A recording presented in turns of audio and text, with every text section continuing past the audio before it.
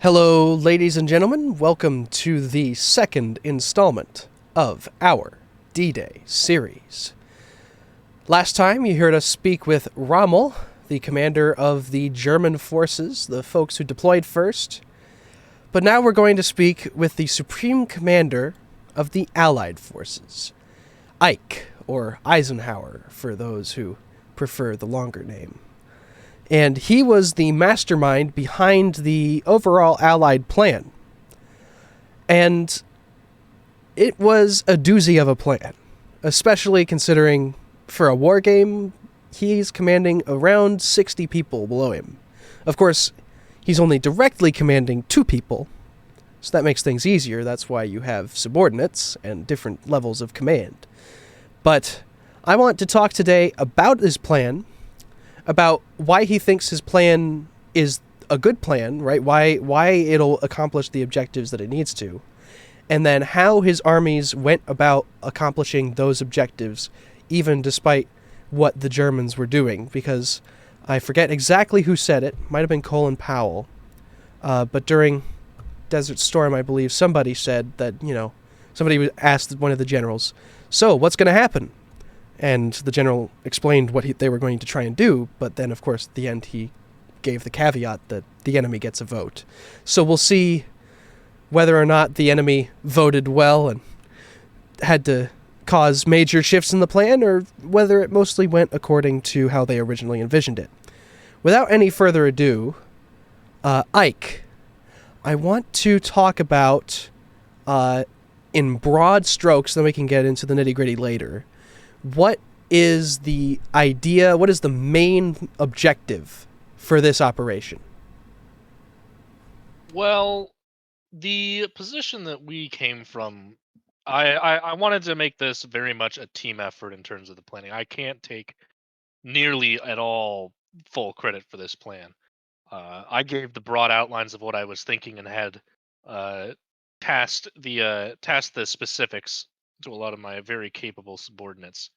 But the general idea that we came from was that we are landing at D-Day with the idea that we're coming from is that the initial delay landings uh, came in with a very very large level of surprise and came off with uh, relatively few catastrophic failures, uh, and that we would not have that luxury at all. The enemy knows that we are coming. Uh, they have a much greater knowledge of where and how and when the best spots to land are. So they would guard those areas much more preciously than they did in the real attack. So the position we were coming from is how do we come up with this very challenging problem and do it? And so we were doing the practice game, and during the talks of the practice game, a lot of the ideas were to just shock them and surprise them to the greatest extent, uh, with very daring maneuvers and such. And there definitely was a lot of merit to that thought. There's a lot of merit to that thought, but some of the real daring stuff proposed and that I believe were rather foolhardy, as opposed to daring.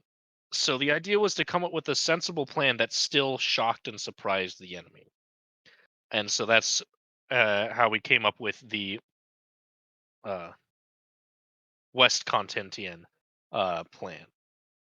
The idea the idea was that the if we were able to push right if we were able to push well and push properly, we would be able to we would be able to land successfully and still put together a broad front running from about Carentan all the way south past St. Lo to Granville, which would still give us the broadness we need to eventually push out, take St. Lo and such, without getting bogged down on the beaches in front of Caen and uh, Bayou. Okay, and so the idea is shock and awe, get as much territory as you can, as quickly as you can, and keep the Germans off balance, keep the momentum. Beyond that, what are kind of the major objectives specifically, a little bit more specifically, right? How are you going to supply uh, that offensive even after the initial landings, right? How are you going to keep up that momentum, presumably in the days forward, right? To my thinking, the part of the key to this plan was the capture of Carentan and the linking up between the British 30 Corps and the American 5th Corps. Uh, or sorry, no, 7th Corps. My apologies. Uh, on that, actually, I'm going to back up a little bit and say uh, the general breakdown is of the attack was 30 Corps would be landing. We had four Corps level commands: 30 Corps, 30 Corps British, 1st Corps British, 5th Corps American, and 7th Corps American. 30 Corps British was our supersized division. We gave them quite a few units and gave them a massive area to land on. They were able to land a lot of these on a very broad stretch of beach, so as to push in deeply and rapidly all along as broad of a front as we could get. Uh, the idea was for them to push as close to Saint Lo as they possibly could to try and secure its outskirts for a quick capture on the next day, similar to what happened with Khan in the real history. Uh, on the similar note, their job was to get as close to Saint Lo and connect with 7th Corps at Carentan. American 7th Corps' job was to take up what we designated Helena Beach, which was the original Oma, Omaha Beach in our Utah, time, Utah. or in Utah. I named them. I had a bit of fun with the names because I wanted to I wanted to come up with something a little bit more. Yeah, it Uh, makes sense. put my own little stamp on it. So Helena Beach here to connect with was to connect with airborne elements that were landing. The American airborne elements landed very close to their original counterparts, trying to secure San Marigny and Carentan, though we put much more emphasis on Carentan so that the American troops could get off the beaches and connect at Carentan and then hopefully be able to push out some and connect with the British forces. That was the idea. And once that is captured, then the much lighter uh, the much lighter British First Corps up in the north of West Contentien, with its airborne units, could quickly do a blitz, do just a complete rush as fast as they could to Cherbourg and connect with the 7th Corps, which would be or the 5th Corps, which would be 5th American, which would be connecting with them to take Cherbourg and hopefully secure it by the end of day one, and so that it could be refurbished at a much faster rate than it was in the original history. Uh, that was the plan in the specifics, and I mean the supply issue for such an attack was always in question. Uh, the uh, the equipment, the landing equipment that they had was relatively adequate for first day supplies, but I felt taking an important prize like Cherbourg wouldn't immediately alleviate uh, the supply issues involved in the Overlord campaign, but it would uh, hasten their remedy. And then one other big point to take away from this. What was there regarding thought to perhaps getting bottled up in the peninsula should something go wrong? That was the key. That was the key, and that's why we could have landed on a much narrower front with the British, and that was part of the idea behind making 30 Corps a much larger unit than the rest of the British, the other British Corps, was to spread it out as much as possible and and also push in towards St. Louis so that there would be as broad of a front as we could get uh, on this side of things. Uh, the it was always going to be the biggest disadvantage to this plan but I felt the risk was very much necessary and a worthwhile one, given the much greater risk of just repeating history. That's here, kind of going back a little bit. That's the other thing I kind of learned from this whole process was really going into it. I don't feel that there was a much better plan for the D-Day landings. Uh, the ones that the successful Allied forces performed in our own history was definitely probably the best plan they could have had. Coming at it in this from the same or from a very similar perspective. Uh, I definitely felt that we would be at a major disadvantage no matter what because of that. Maybe not, an insurmountable disadvantage, but a yeah. So you mentioned that perhaps the original Allied plan, of course, they had years to contemplate it. You only had a couple months. Um, but the original Allied plan was pretty good. I and I guess with that observation, one might wonder, why not just go for the original plan, right? If because presumably, right, I'm on the Empire team, I would know. We tried to limit the effect that German pre-knowledge would have, right? Obviously, the German players have studied D-Day, right? They know what the Allied plan was, but we did take measures to try and limit that to the maximum possible extent. And of course, we let them redeploy, right? It wasn't like they were taking the same positions that the Germans would have. What if, what thought was there to perhaps actually just using the original plan? It certainly would have made your planning process much easier.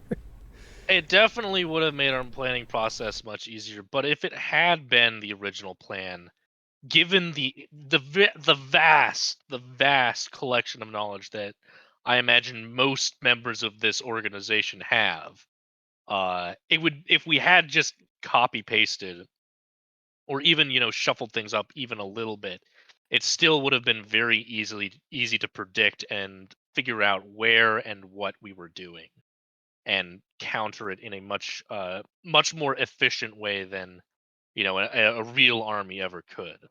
Uh, so that was that provided enough of an incentive to me to redraw the lines.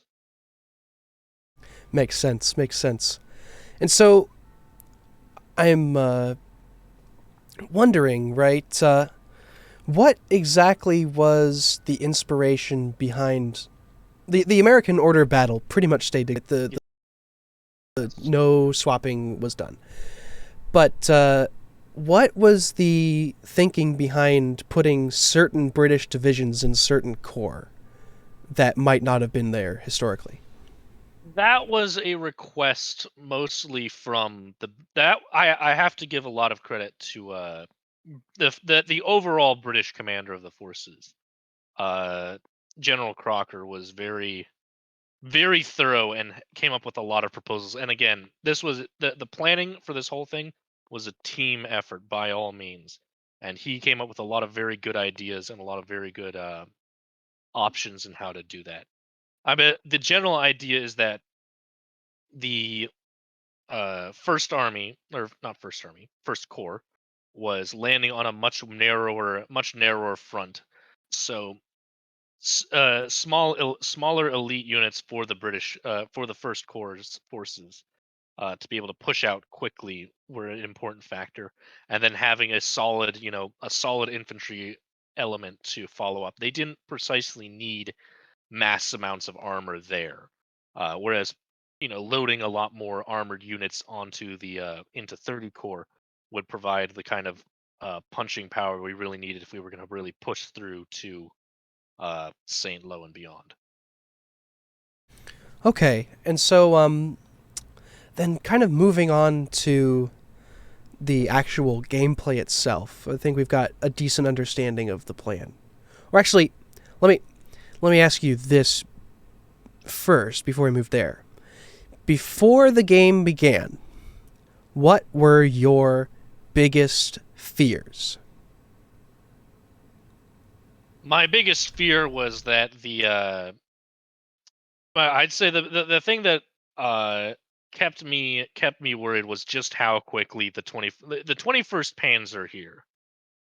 I believe it's in generally still the same position it was IRL.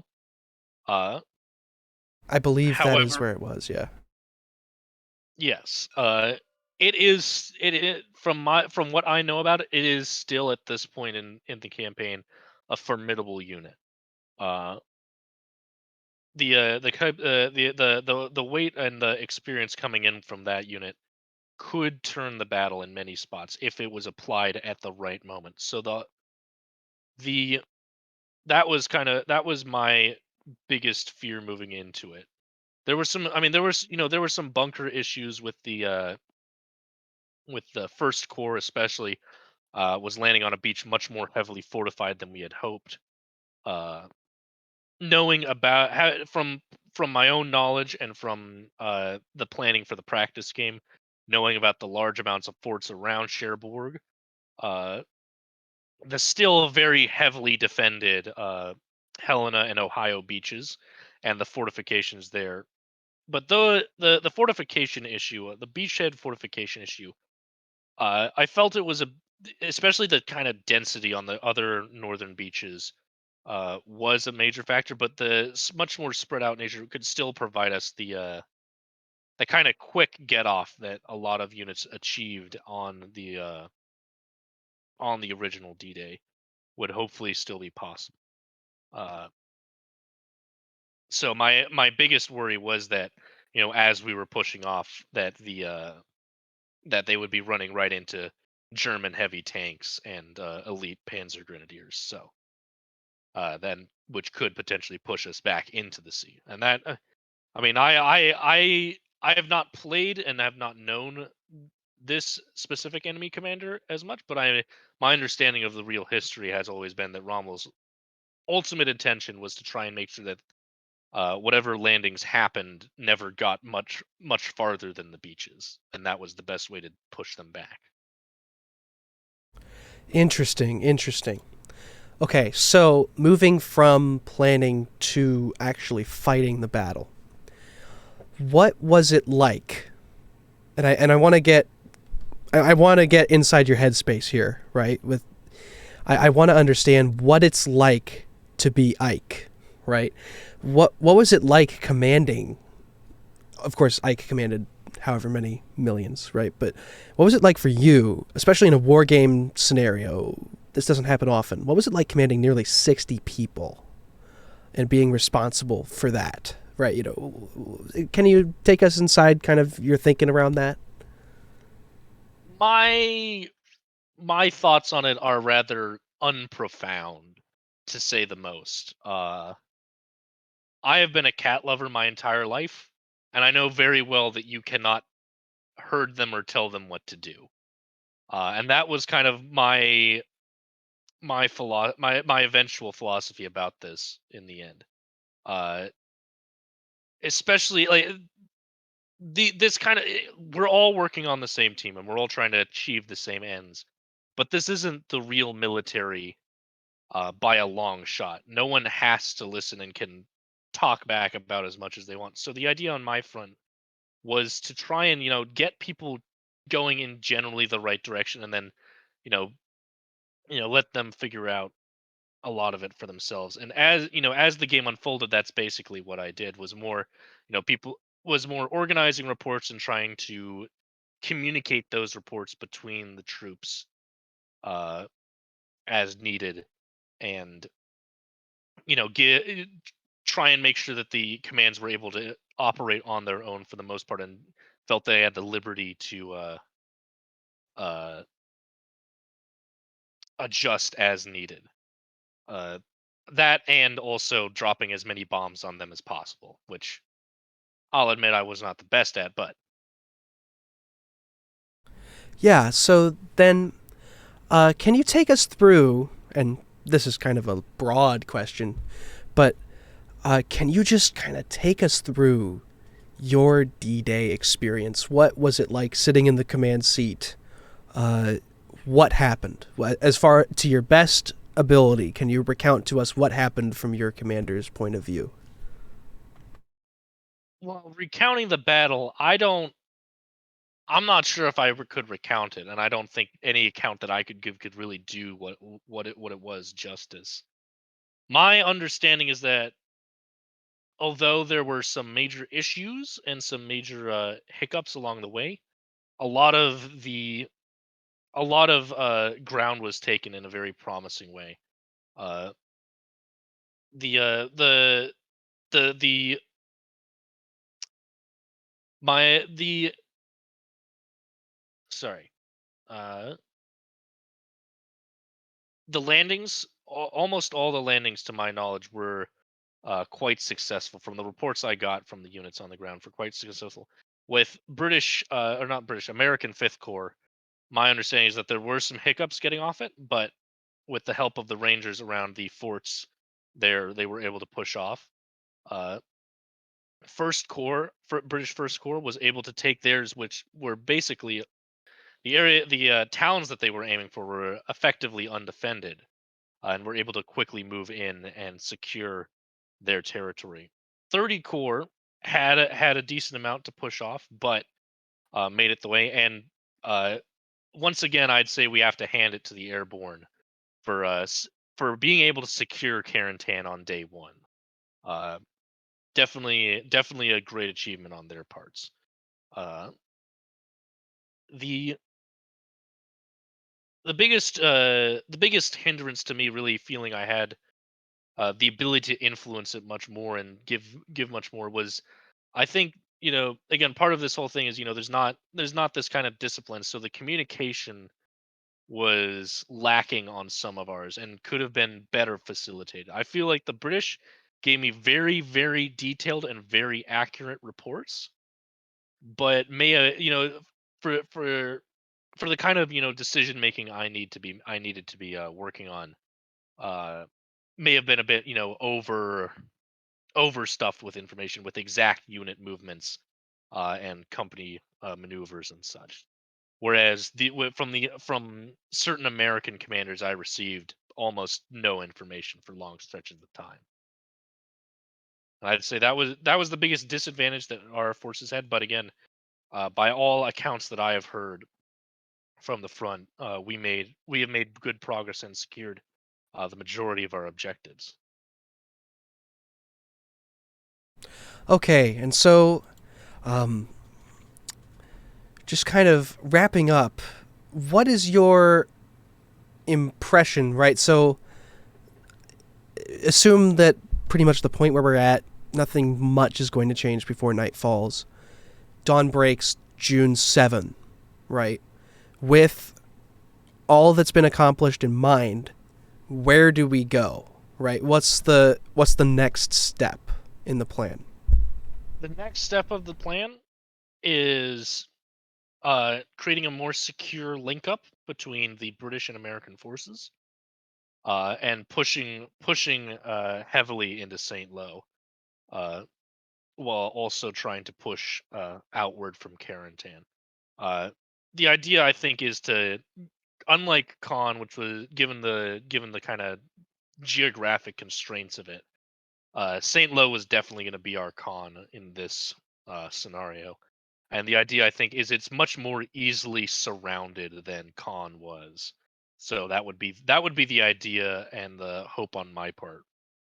I would leave the major details to I imagine 30 Corps and First Army would have better exact details of the plan, but that would be the directives I would be passing down to them.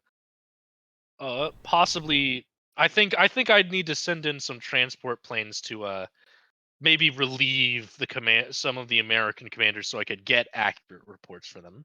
But from my understanding of their positions, again, pushing out from Carentan along the coast to secure start moving towards Bayou would be their next steps, uh, provided they aren't pushed off immediately. Is there a concern in your mind that your lines might be a little stretched thin? Yes, there definitely is, and that's the other good news about June 7th is that there are more units waiting to unload on June 7th, to my understanding. Uh, Not so really. I mean, my impression from what I know about the operation and from So I'll let the you know that like I made a mistake early on, right? That 7th Armored, the 51st, they weren't there. Neither was the 49th, actually. oh So the fact that they landed on D-Day means that they aren't coming on D+2, +3, +4. Might be a couple more American divisions on their way, but yeah. well, some reinforcements is better than none, and Yeah. we definitely are stretched thin. But I definitely think we haven't been mauled by the German forces as heavily as we could have been, Mm. and I think we're in a good position to even if we can't make as much progress as we'd like, we can definitely uh, push back any major attacks that they have on the field. And as hopefully the weather gets better, we'll be able to call in much better and more accurate air support, which we have in abundance. Yeah, that's for sure.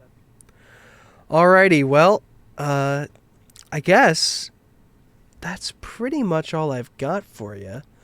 I guess if you just had one thing to say about the game, right? That's just a classic question. I love asking people this, right? About anything. But if you could say only one thing about the game, it could be anything. Whether it's your thoughts or one observation, right? What would you say? One thing.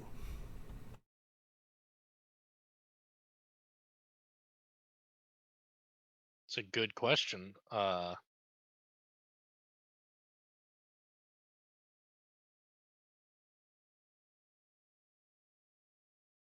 blanking on stuff at the moment. Or more specifically, I imagine the comments that are coming to mind are not too charitable, and probably not appropriate for a family audience. Oh,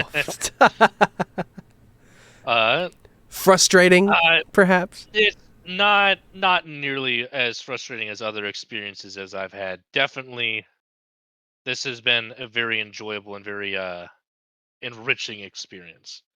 Uh, Definitely a lot of good learning about team building and team leading in this is what I'll say.